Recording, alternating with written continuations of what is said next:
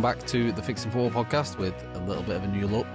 And we're going to be talking about the one topic that is on everyone's lips, and that is Arsenal have ruined football. Congratulations. That's the one thing anyone's talking about. They've ruined it. Long throws are back, set pieces are killing the game. Football's boring again. It went too old school, and it's all gone. It's all gone to shit. Turns out we didn't want this anymore. We got rid of Pep Ball, and this is where we're at. Everyone is upset. They keep seeing these reports and pundits and journalists. Even beloved Jeff Stelling is slagging Arsenal off today. So I'm here with Scott and Liam, as per, and I'm keen to get everyone's thoughts on the current state of the game. Obviously, Arsenal ruining football is a little bit clickbait. It's just because we're on top and we do it the best. Boys, tell me your thoughts. Tell us what is going on with football and where we're at. I'll let either of you start. Liam, you go for it, mate. It's an interesting one, isn't it, about football and the way that it's gone very quickly. And we kind of touched on this a few weeks ago, but I do wonder what's caused it. I don't think it's purely down to Arsenal, or I think Brentford are quite mad with their throw-ins as well, aren't they? Like, Coyote, like, madness, those throw-ins. But I think a big one. I do have an explanation, at least for Arsenal's side of it anyway, but I want to get to sort of how we got to this point. I think it's essentially data is the reason we got to this point. So a lot of clubs are following the data, essentially. And I think there's been quite a shift in a number of different ways. So firstly, I think the main thing that's happened is teams that are possession-based have been found out, in the sense that a high press can really damage teams. Even the absolute best teams keep looking to pass the ball out of the defence. And I think that has happened over time. And I think Thomas Frank was the visionary, really, in terms of his Brentford team beating City twice and others as well. And I think it was quite interesting watching his Tottenham team away at City this year, when it was outrageous how high they were starting off in that. So I think that's been a big start of it. And I think from there, little shifts and little of marginal gains, even though I hate that saying, the data has kind of made it where being out of possession is better than being in possession all of a sudden. What do you think, Scott? I think it's interesting that you mentioned Thomas Frank and Brentford, because I feel like this was actually Arteta's like villain origin story. I think there was a game at Brentford where I think you lost or maybe drew a game to them as a result of a long throw and a horrible set piece in your casino. I feel like Arteta at that point just said, "I'm not fucking having this anymore." And he's then gone about building a squad. And maybe it's a mixture of that. Maybe he's setting a trend. Maybe, like you said, Liam, maybe he's getting some data back from his analytics team that says that this is the way to counteract the previously dominant style of football. And then he's then gone and built a team that can then go and be the best at that out of everybody else. So yeah, I think it's almost like you've tried to kill the previously most boring thing in football, and now you might have just created a new most boring thing that now everyone hates. So we got to a point basically with Man City. Man City, arguably the greatest team that Pep assembled, is one of the all-time great Premier League teams. And that got to a point that people said it was boring. People would say, oh, Pep Ball and the amount of possession that they have and how good they are, that bit was boring then. So isn't this just a sort of natural reaction to getting further up the field, is by starting to pump it along and starting to try and win set pieces? It's not a new concept that winning possession higher at the pitch is the best route of scoring goals. That's not a new concept. But I think I disagree that it's the best. Well, I think statistically, it's the easiest way of scoring a goal. It's winning the ball up the pitch. That's probably a better way, not the best. The best is 30-yard screamers is obviously the best. But anyway, so I think it's statistically the easiest way to score is to win possession high at the pitch. So I think what's now changed is how teams use that information and essentially looking to play territory, get the ball up the pitch as fast as they can, and happily concede possession to other teams. And almost like I suppose a different way of looking at it is the old matador and bull analogy, isn't it? You're not the bull, you're the matador, sort of leading the bull where you want to go. And I think that's increasingly where teams are head off. I think Thomas Frank really is the interesting king here. And I think even his Tottenham team's really interesting because They're third in the league. I think they've got more points than anyone else away from home, and they've won one home game all season. So terrible. almost, yeah, Terrible to watch as well. It's awful. It's outrageous, that inversion of form, but it's almost exactly what you'd expect when that is your strength. I don't being out of understand possession. what Thomas Frank has done here in terms of the visionary, other than use his strengths with the squad that he's had at Brentford, and then sort of apply the same tactics to Spurs, because Spurs were so far in the shit that they need, at least Thomas Frank can revert to something normally and use what he already knows. Visionary's pushing it, and I think it's great. That was what you said. Maybe, yeah. Did I call him a visionary? I feel like, yeah, maybe I was And getting... King as well, you said a minute ago, but we'll... But it is interesting, and it's interesting when you hear Sean Dykes talk about this kind of stuff, isn't it? Because he's like, that's done, everything has been done before. It's like there's no new concept in football. Yeah. And it is interesting, I think, just how quickly it's changed. I think that's what got people out. I think the eye catches stuff like the long throws or the kick off straight into the corner, which we've talked about quite a bit recently. It really does sort of catch the eye because it's such a jarring change from where we were even 12, 18 months ago across the league. So it's sort of all this stat stuff. If you work it backwards, you get the most points, you win the league. If you score the most goals, you get the most points. If you have the most shots, you have the most goals. If you have the most attempts to be in the box, you have the most attempts to have a shot on target. Sort of, basically, that's how they've worked it backwards here, and that's where we're at again. So getting the ball in the box by any means necessary, even for teams who aren't particularly big. I can't really think of one. Maybe, honestly, maybe Chelsea are one of the smaller teams in the league. I'm trying to think of a team who's averagely smaller. And even they're like, making the most out of set pieces. They might be one of the ones holding out, really. I don't think I've seen one take a long throw yet, but I know Reece James has got one in his locker. Yeah.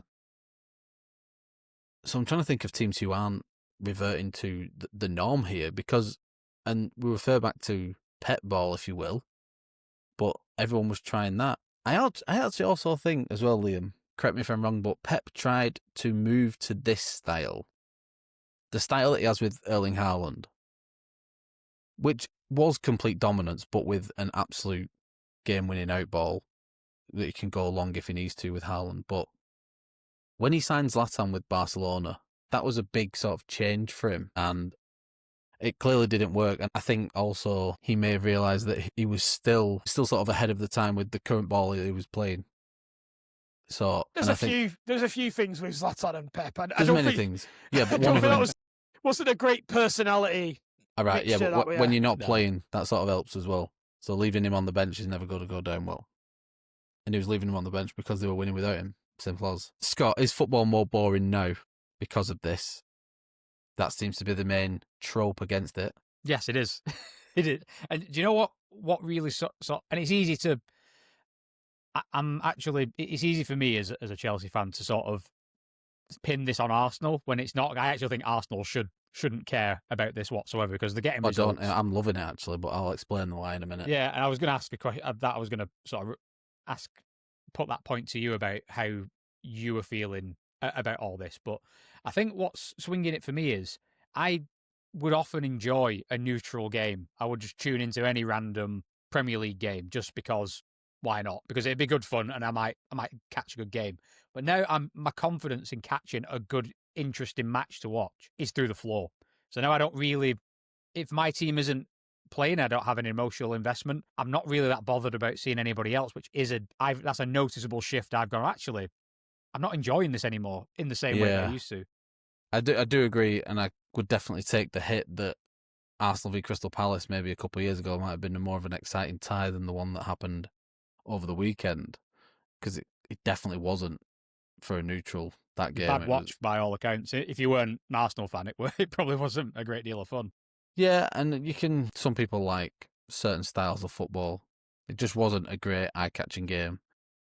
But it doesn't take away from the fact that Arsenal won from a set piece again as well, which is sort of the crux of this whole argument here, what people are making. And like I say, even Jeff Stelling on TalkSport was saying, I know they're winning, and I know I know everything's great and they're the top of the league, but I just want to see them play better football. It's like, what?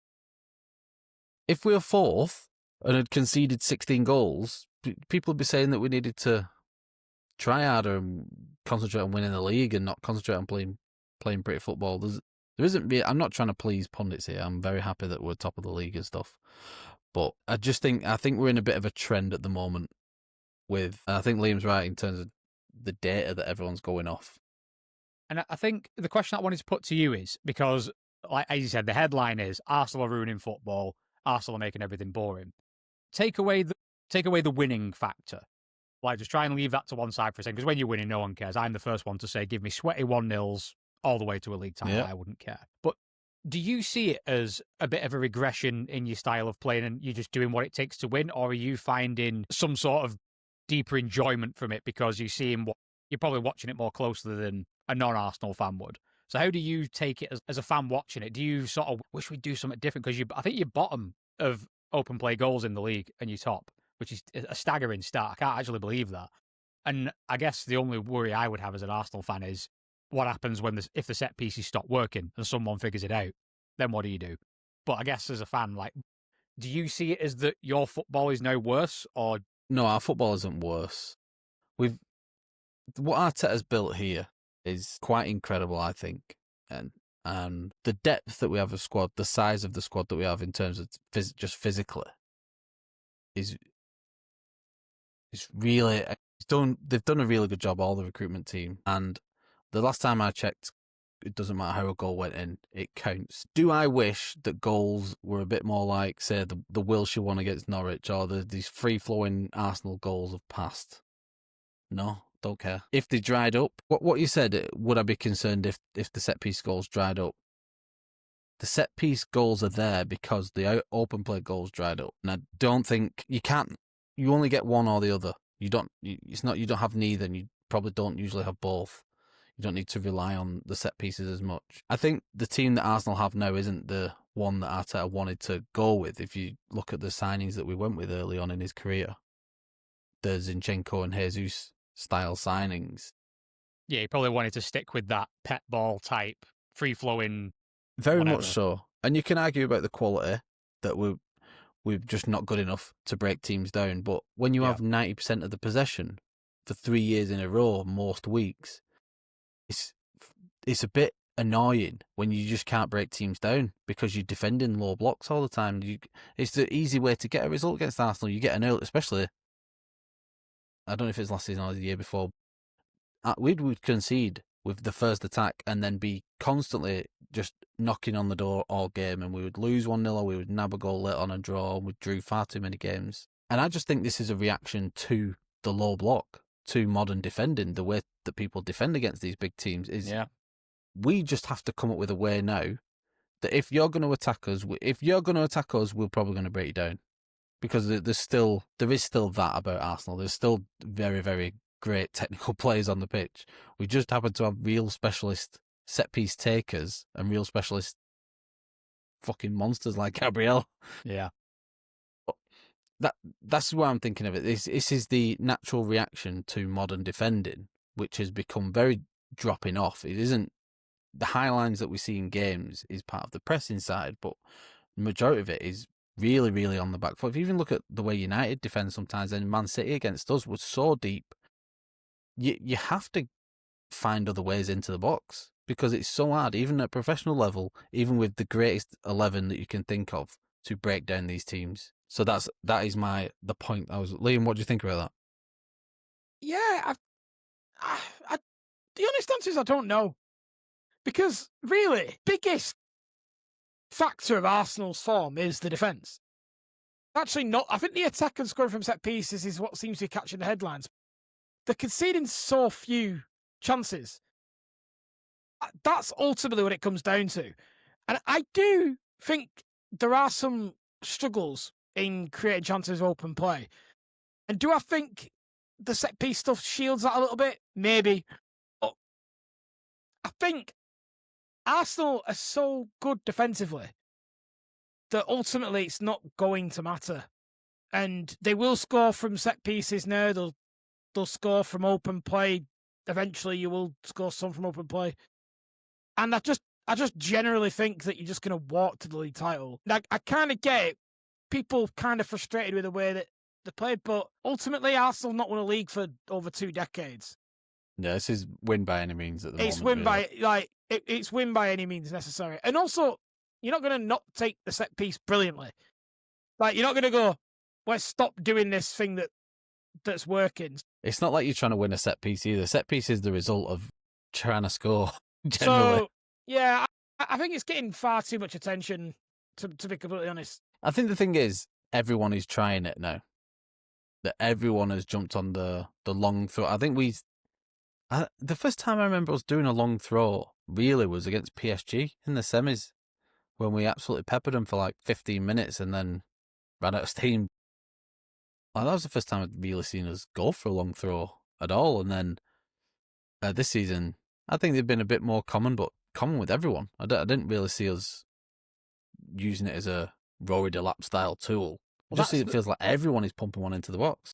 It's funny you mention him, because when Rory Delap was doing this for Stoke, it was like this. He was the only person on earth who could possibly do this. Like, no one else even bothered to try. It's fucking hell. I could never get me out. I had a long throw, and I would use that at times, and people would be like, "Oh, why don't you tell us you could throw it long?" I'm like, "Can not everyone not throw it long?" Like, Well, evidently not, because you'd have thought that someone would, because Stoke had quite a lot of joy with that, and you would have thought that somebody else, especially another like relegation scrap team, thought, "Fuck it, we'll give it a try." But clearly, no one ever did. But now every team has a long throw specialist somehow, and it's weird how it's gone from like there's like a market of one to now it's probably a filter on Football Manager now to have one a per long team. thrower.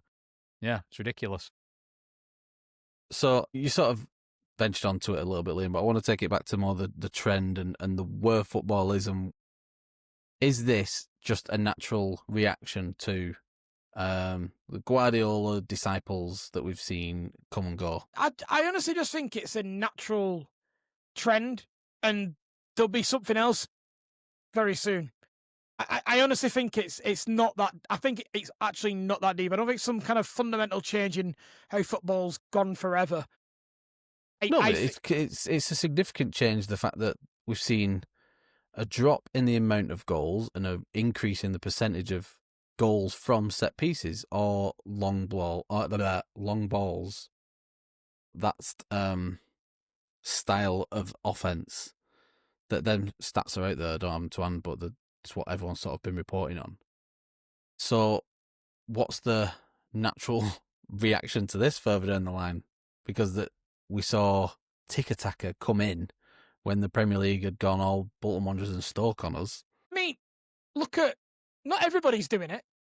So, I mean, you look at the team that's second in the Premier League now, Bournemouth.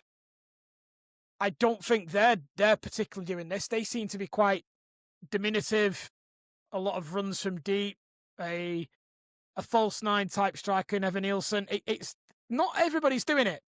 Not everybody's doing it. So there are other. The football will always find a way. There'll always be something that changes, particularly Premier League now that's so analysed, so data driven, and yeah, these trends go. I mean, look, I know I keep mentioning Brentford, but Brentford literally hired their set piece coach to become the full team manager. That's how wrapped up in a philosophy they are in it. That's how all in they are in it. Do you remember when Jurgen Klopp hired a throw-in coach? Did he? Do you not remember this? No. It's a few years ago. I was listening to a podcast with Dan Abrams, who's a sports psychologist, and he was talking about it. And I don't think it ended up working out. And he was interviewing that said coach. I'm not sure of his name. But they brought him in as a specialist to work on set pieces via throw-ins. Not that he was a long ball trainer or anything like that, a long throw-in trainer. He was just a throw-in set piece specialist, for if that was even a thing, or this was the only guy in the world with this job title. But it turns out that him and Klopp, they had a great relationship, but he was just like, yeah, it turns out we don't actually have that many throw-ins. We have the ball most of the time. We attack really well. This was like the Champions League winning year when they won the Premier League during COVID, like around that time. So he was getting back now. Yeah. I just want to focus on throw-ins, but I just think that the reaction to this is more what you've said, Liam, is that I don't think it's trend. I think teams are desperate to win by any means necessary. And if the data's there, then that's what they're going to go off. They'll get sussed out, and then it'll be something else. Yeah. What? It's like what it's will like it be? any, well, it's How do like we anything. You're waiting for somebody to just get some success with something. Like you saw it when Conte won the league with Chelsea with a back 5/3 or whatever you want to call it. No one knew what to do. It flummoxed absolutely everybody. Then the next year it got figured out. But a few of the people, that formation, I'd never really remembered it in England prior to then. But since then it's kind of stuck, and people tried it the next year and kind of sussed us out with it. So it'll be someone weird will come and play like a back 7 one day and win loads of games. Oh, that's the way. And then it's like a team of 7 centre backs all in one compact. You're just waiting for someone to kind of innovate and get a bit of joy with something. And then it's hard to know. It's probably then going to go to full counter attack basketball style, and then that's the only way that you can do it. I don't know. I think the 4-4-2 is going to come back at some point soon. I've been saying this. And I think it will be long ball, and it'll be big man, little man up front. That'd be great. I think that's due a comeback. You're starting to see the idea of a striker with flick-ons potentially becoming the trend. I think so. I think that's something, because it'll really harm back threes, because it'll put that there's natural channels down both wings then. So I think at some point but these things always happen. Well, not always. This is why we're talking about it. What's your fix then? Just wait for nature to take course. I didn't have a fix. I had Orange's story of why this happened in the first place for us. At least in my opinion, anyway, for Arsenal. It doesn't really bother me as such, to be honest. I'm not one to criticise this version of Arsenal, to be completely honest. Not just Arsenal. Let's talk about. It's a bit of clickbait, really, for the Arsenal stuff, but we're just the best at it. But I think everyone's at it. The style of football has changed for the worse, it seems. Yeah, for a neutral. I think the only thing I would change, the only thing I don't like is, and this is maybe something that the Premier League might look at if it carries on for too long, is the only thing I'm not a fan of is the ball goes out for a throw, and then you're setting up like a corner.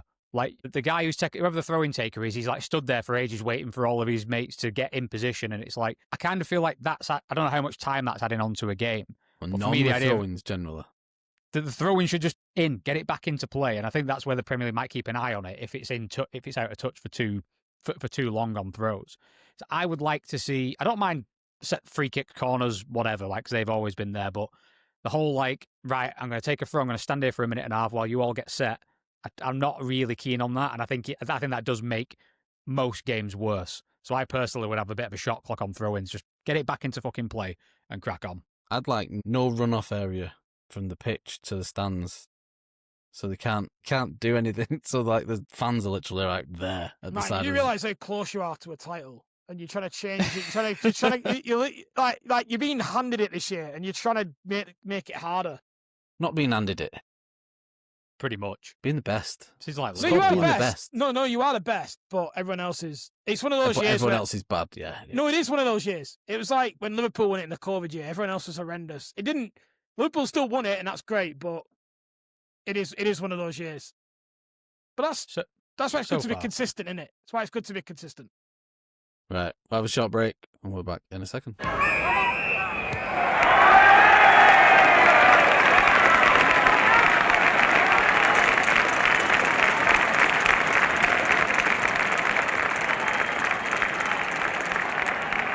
And we are back this weekend. Football's back. The hate watches were all in order. Scott, do you want to tell us about how your weekend went? Well, my hate watch was far from in order. It was weird. It was like half successful, half not, because City fucked it up, which was great. Liverpool bottled it again. But then Newcastle won, and United won, and then you won. And then we lost, so that's ruined it all anyway. So, yeah, it was a very mixed bag on hate watches for me. And the fact that we didn't get a win made it was all very hollow. It was all very hollow victories for me. Garnacho off the score sheet? Yeah. Off the mark even. Yeah, and weirdly, he's caught quite a bit of stick still in the aftermath. And I don't got one of their faces, hasn't he? But the thing, some fans interviewed outside Stamford Bridge after the game were banging, I don't like his blonde hair. I've seen that, yeah. It's like, what the fuck are you on about? Shut up, dickhead. Enzo Fernandez got a new haircut every week. Like, fuck, who gives a shit? Andy Jacobs, I fucking can't stand him. If you're listening, Andy, fucking can't stand your miserable shite on talk. Put him on the list. Yeah, he is on the list. And he was another one saying, Garnacho's a disgrace. Like, he was good. I've watched the whole game. He was one of the only good things about Chelsea's performance. Why was he I didn't watch your game, Scott. Why was Garnacho a disgrace? I don't know. I genuinely, I've watched, because a lot of people said, other than the goal, he didn't really bring a great deal. I was like, well, it's the only fucking thing we did all game, so he was the only one who did anything by all accounts. But I watched the game earlier because Chelsea uploaded him onto the website, the full match afterwards, and I watched it. And he didn't really do anything wrong at all. He scored within 4 minutes, a really nice finish as well. And he was at the heart of a lot of the good stuff that we did, especially in the first half. So I don't really know what everyone's on about. I just think that he's going to be a scapegoat for us, and it's a bit of a worrying start. I think unless he bags a hat-trick every week, he's going to be one of those players like that nobody's ever happy with. It's going to be like Souness and Pogba all over again. Speaking of scapegoats, did you see what happened with Jadon Sancho, one of your former players? Well, you have to be a bit more specific. He's been in the news a bit as Jadon. Are we talking about his off-pitch antics? No, we'll keep this on the pitch. He was brought on after about 20 minutes for Buendia, and then he got subbed off, didn't he? Minutes, I didn't see it, but I heard that that's what happened. What did he just have a stinker, or was it tactical, or? Well, this is an almighty hooked and stinker, or stinker and hooked even. Oh no, I don't know. There was one chance. I only saw the game from like match of the day levels. I was what Arsenal was on, so I wasn't watching them. But yeah, I don't know. Clearly something's not right there. Yeah, it was the classic stinker and hook. I watched the multi-view of this going on. Right, okay. Sky Sports new multi-view. Hey, I didn't see all the game because of that. I just had Lee Henry sort of commentating on 4 games at once. The bit I saw from the bit I saw from Sancho, it was a pick up bit of play. Like he sort of beat he sort of turned Matty Cash in. Not Matty Cash, wait. Who was he playing against? It was Vardiol. He turned him on the line, didn't he? And then he turned him inside out and then got the ball across. So I was like, oh, that was good. That's Jadon. And then, obviously, over the night, it must have been numbers up. Yeah. Get out. Yeah, I assumed it was tactical, but no, it was stinker and hooked, it seems. Liverpool, Liam, your famous Reds. Your mob. What's happening? Let's just do a little section on Liverpool. Is it crisis mode now? Yeah, I'd say so. 4 in a row. 4 in a row. Yeah. I mean, crisis. Yeah, it's definitely a crisis in Liverpool to speak. I think what you said though last week applies. Is that like Slot doesn't know what to do with this team really? Oh, he's losing his mind, isn't he? He's really not reacting to this well. I talked to a few people about this today, and it's quite reasonable in the first 18 months to have a slump. Like it's not the worst thing in the world to have a slump, but he's absolutely losing his mind over it. We're in like Guardiola. Cuts all over his head and fucking. He's 2 weeks away from Rafa Benitez calling out all the journals and stuff. He's completely lost it. Like he's blaming everything. Honestly, there's quite a bit wrong with what Liverpool are doing. If you look at what was great about Liverpool last year, number one, they got not lucky, but they dropped on with Gravenberch. Yeah, sort of repurposing as a centre defensive midfielder. I think the luck always comes with like fitness and availability. Really, like the fact that you can have Salah and Van Dijk and basically the whole team available all season. Well, but let's take that example, right? What do? You tell him he can get forward more, but you don't bring anyone in to cover that role. There's no Fabinho there. Gravenberch was Fabinho. And then you've got a scrutiny of form on Van Dijk. I'm not sure I fully buy into it, to be completely honest. He's just well exposed. There's no shield at all. And even the best centre-back in the world, or one of the best centre-backs in the world, if they're exposed one-on-one, people, even aura won't stop someone running at you from 10 yards deep. Like, it's asking for trouble. Then you've got 2 of the best fullbacks, arguably in Premier League history, 2 of the top 5 on each side, I would say Robertson and Trent Alexander-Arnold. You lose both of them, or you don't play both of them in one. There's just so much, like, strategically wrong here. Yeah. And if you look at the midfield, and, like, you're talking Curtis Jones, Gravenberch, Szoboszlai, McAllister, they all want to be advanced. There's just no balance there. Like, if there's some real issues. So, yeah, I would say it's a crisis. Long may it continue. I was going to develop on that point a little bit, but I'm fine with it. I think I boxed it. I boxed it off for you, I think. Yeah. Can I ask though, Lee? I have a question for you, Liam, on this. You were very bold in your dynasty claims not that long ago, mere weeks ago. Oh, it's a Liverpool dynasty. They're going to go on and batter everyone. It was basically what everyone's saying about Arsenal now. You were saying about Liverpool 3 weeks ago. I can feel his legs under the table, backpedaling. But now, and in fairness, I said that this whole Galactico approach would not work. And now we're going from it's now like fundamental problems with the team. So how have we gone from dynasty to it was never right from the start? Like, how's that happened? Right. Okay, fair. The truth is, I can fucking see what's happening. So, and one thing I will happily say is when I'm wrong.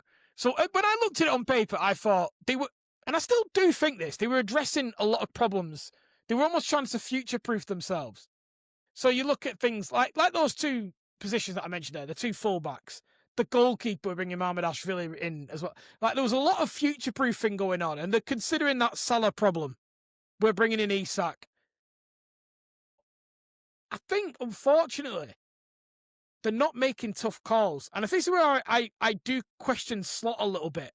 Because I look at Salah and go, that's not working. Right? I look at the left wing position and go, who's your starting left winger? Are you playing Ekatik out there just to put... Because all of a sudden, I'm sat there looking and going, why are you not just playing 4-4-2 here? Because you can have Frimpong as your right midfielder.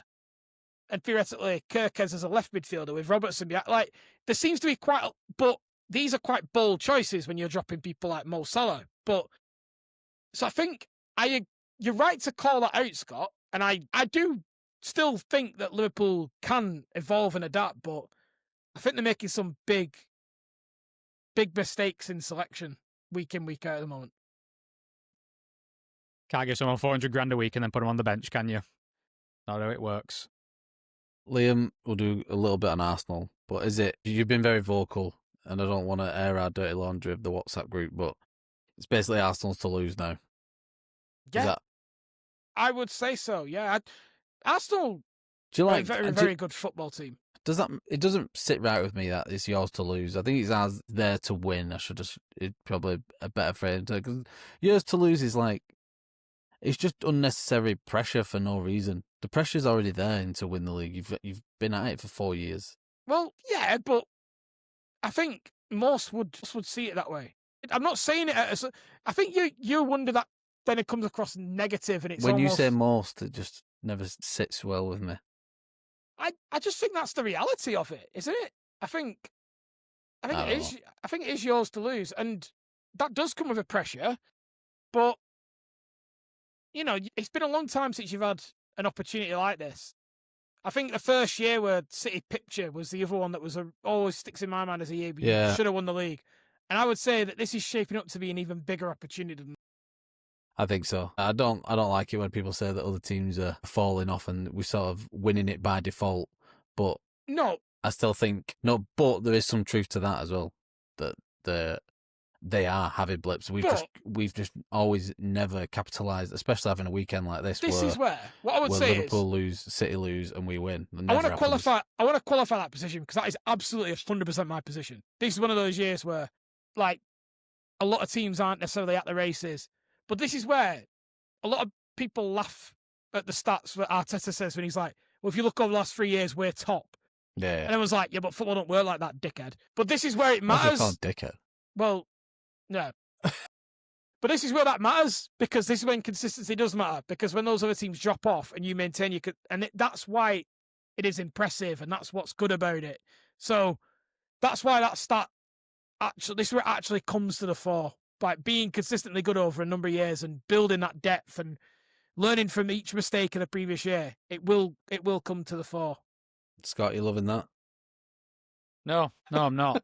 I'd much rather sit on a rusty old spike than watch you lot win the league. But I said it when we predicted everything that was going on. I think you are the best prepared squad. And I didn't envision it in such a, like, Arteta has built the perfect team for the perfect period of time type thing. I think you've built a team full of big... There's a little bit of that as well, really. Nasty bastards. And the game, whether he's forced this or it's just a bit of things falling into place naturally. You've got the perfect squad to play this shitty, horrible brand of football that wins by hook or crook, and no one else can really do it as well as you can. And then, unless someone figures out a way to stop you doing this, it's looking like a bit of a procession. But having said that, we also said this about Liverpool after the first 5 games because they won all 5 and no one else had. We all said, "Oh, Liverpool." It's so early. I even said everyone's just handing it to Liverpool again, like they did last year, and now the tables have turned, and all it takes is a few results. Like, look at Man United have had, as good or bad, whichever lens you want to look at it through, a start as Liverpool. But United 2-3 weeks ago were, relegation fodder, and now look what a few wins does, or what a few losses does. So it is early, but at the moment, when else are your main rivals going to drop 4 games in a row and you win those 4? Like, when else has that ever happened? Here's a question, Martin. Do you think if you hire an open play coach, you could win the treble?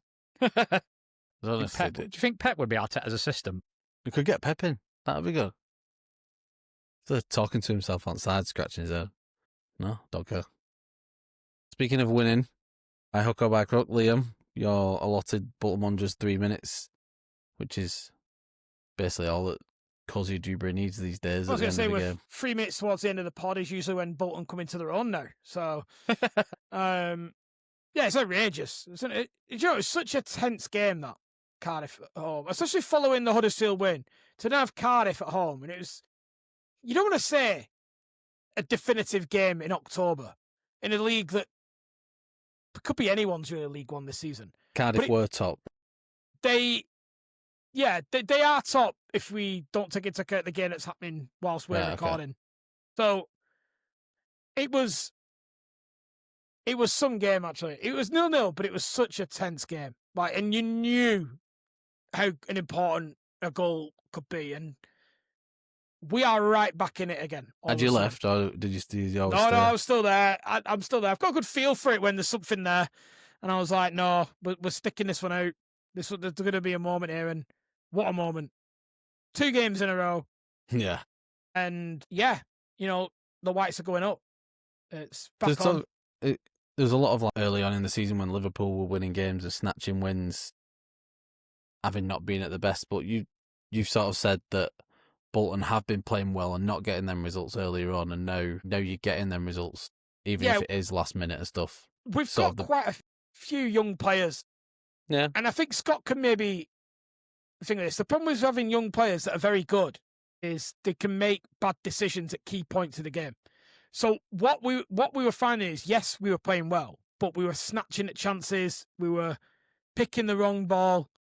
Whereas now the team starting to get a feel for itself, and they kind of know what they're good at, and the key men, like a Cozy Dewberry, are taking up positions in the pitch, key moments. It's not an accident that he takes the ball. He walks into that centre attacking midfield position off the right-hand side, demanding the ball at that key moment. And this is those players sort of learning themselves. So, yeah, I did think we were playing well. So I'm not shocked to see that we've brought it back to an extent. But the challenge now is to keep doing it, because it's a tougher the games. We've lost some easier games early in the year, particularly away from home, and now we're on this roll against some of the biggest teams in the league. So we've got Bradford, we've got Stevenage, all these teams that are right up there. But if we can come through it with a decent number of points, then come January we can go unbeaten for the rest of the season. Scott, I want to just nip back to the Premier League for a sec, because you've done your bit. You actually overran, so you owe me some money. Like Chelsea, let's say all the pre-predicted top 4 lost this weekend, other than Arsenal, like creating that gap. But where you putting Chelsea at now? After it's sort of been a real mixed bag. Obviously, you had that messed up pre-season, and you won that trophy that no one cares about, or that we all pretend not to care about and aren't jealous of. But like, where are your expectations now as Chelsea? Let's say you are I think we called them the 3rd best team, didn't we, William? This as coming into the league. I think I had them 3rd. Yeah, I think everyone almost had them 3rd or 4th, somewhere like that. It was pretty much unanimous that we were going to get that 3rd spot. Yeah, what's either your thoughts or like the overriding sort of Chelsea thoughts? Because I feel like, and Liam's a big critic of this in the past, but this you're still in transition, part of a project, a bigger picture thing, and you think Chelsea fans are a little bit accepting of that still? Maybe because you've had a little bit of success? Ish, yeah. And I think when you see you see just enough taste of success, and you see what. Oh, we've lost him. Had him. He's gone. Damn. Is that enough? Should we cut there, by the way? No, carry on. Right, fair. So Re-entered stage right. He's back. Re-entered stage right. Liam, we're carrying on. Dodgy Wi-Fi. I had no idea. Yeah, I think just everything just went dark on me. Because you're watching Sky in background. No, I'm not. Is there a game on? No, I'm actually not. I don't know, I'm trying to look in I'm your actually not. glasses if I can see the Do you know what it is? There's a massive picture of a moose that's like the background. You know, like the Windows background. It's a massive moose. It's fucking well lit, that moose. It's really distracting. Do you want to see it? Like, look, big fucking massive moose. Get that off. What? That is what I'm seeing in your glasses every week. Big fucking moose, mate. Sorry, go on, Scott. You were saying Chelsea are great. Yeah. Should we do another little intro to that? Because we've fucking gone well off the rails there. Gee, fucking hell. No, I'm in the middle. Here we go. Moose. So, where we're placing Chelsea. Let's talk about that. So, it is difficult where you get a few tastes of success, however derided they may be amongst other fans. Meant a fucking lot to us. And then you also see some players of the caliber of a Cole Palmer. You start to believe in the dream a little bit. And it's not to say that we won't get to the heights that we would like to be, but I think there's so many moving parts to this. And I think one thing that is sort of great commercially and maybe not so good squad building is that whoever the manager is probably going to have a fairly new crop of players every year, because we will take opportunities to make profit on certain players, and we will then bring them in for either another kid or some other market opportunity. So I think when Chelsea are fit and firing, I think there's a lot to like and there's a lot exciting about us. But I think what you're seeing at the moment with this mixed start, and you look at some of the points that we've dropped, the Sunderland one was horrendous. I was hearing feedback about how Sunderland deserved it. They were great. I watched the whole game today. They didn't really do anything, to be quite honest. Like, they just had a game plan that is proven against Chelsea. You sit in a low block and we will spam crosses, and that's basically it. We ain't got a striker who can get on the end of them. That winning goal was some horrendous play, like defending. Oh my God, it was absolutely tragic. Like, Tosin was too weak, and Chalobah just stood there like a dick, just watching it happen. It's like, it took me a minute. I had to keep running it back to find out how it had got to this point. I don't see the replay clips from the pass up. We were on the attack. We were on the attack, and then before it took about 25 seconds for anyone else to come into the picture. Yeah, it was like, where's everyone else on this pitch? It was baffling. And Liam made a point about somebody in the midfield should have picked the runner, and maybe that's right. But that was out of shot. I don't know if Andre Santos was busting a gut to get back, and he just this guy already had the jump on him. I don't know. It's not so much the runner. They should engage the forward with the ball, because the problem you've got from a defender's point of view, someone's pinned on you like that, and if you go one way, you've conceded, because all it takes is the run. So they need a midfielder to engage to make him play the ball. The problem is, if you don't engage him, essentially he can just wait until the perfect ball's available. That's what that's exactly what there was no one there. Yeah. Where was the left back at that point? Because Cucurella. But again, the problem that you have in this system is Cucurella is usually the furthest guy. He's fucking playing number 9. He's standing on rakes and fucking stuck it's a up there. niche joke, that. Oh, so yeah, I hope everyone got that, because that was fucking gold. But yeah, I think what you're seeing overall, I mean, you look at so we dropped points to Sunderland, then we dropped 2 points at Brentford again in the dying minutes. We had an absolute head loss at Old Trafford. We then got another red card at Brighton the next week. So they're all games that you're looking at and thinking just stupid errors and just poor individual decision making in crucial moments. And I think you're seeing a big mixture of the year that we've had in the summer that we didn't really get and that we needed catching up. We look sluggish. I think the first 20 minutes against Sunderland, until we conceded, we looked fine. Nice little combinations going on. People were active and making runs. But when we come up against a low block, there's almost like no energy in the legs to cause enough chaos to pull people out of position. And we all just kind of stand where we were told to stand and just wait, and sideways. I've got a question, Scott. What was it like watching Granit Xhaka in a game walking around Stamford Bridge like Conor McGregor? He's hot. Yeah, as well. I watched the game to watch him as well because I've been very vocal about Granit Xhaka being the worst Premier League player of all time. And I stand by that. Because I watched him, and again, everyone's like, Granit Xhaka, he's brought so much to this. He did fuck all. Sunderland did nothing that whole game. They just... Aura.